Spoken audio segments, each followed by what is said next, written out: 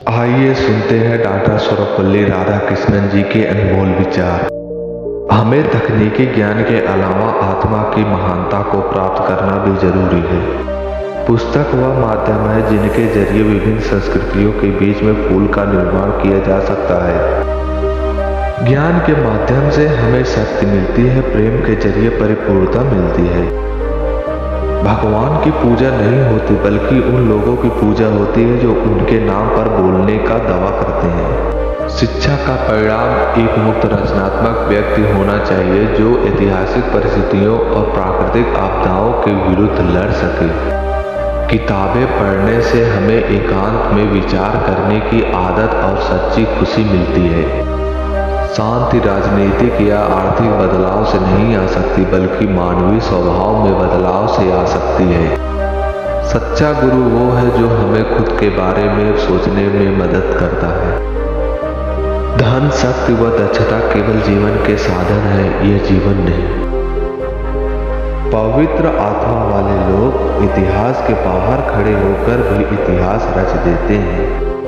जब हम ये सोचते हैं कि हम सब जानते हैं तब हमारा सीखना बंद हो जाता है। हर्ष और आनंद से परिपूर्ण जीवन केवल ज्ञान और विज्ञान के आधार पर ही संभव है। मृत्यु कभी भी एक अंत या बाधा नहीं है बल्कि यह एक नए कदम की शुरुआत है। जीवन को एक बुराई के रूप में देखना और दुनिया को एक भ्रम मानना तुच्छ सोच है। कोई भी आज़ादी तब तक सच्ची नहीं होती जब तक उस विचार की आज़ादी प्राप्त न हो। मानवीय जीवन जैसा हम जीते हैं वो महज हम जैसा जीवन जी सकते हैं उसका कच्चा रूप है। किसी भी धार्मिक विश्वास या राजनीतिक सिद्धांत को सत्य की खोज में बांधा नहीं देनी चाहिए। देश लोगों की तरह सिर्फ जो हासिल किया उससे नहीं बल्कि जो छोड़ा उससे भी निर्मित होता है।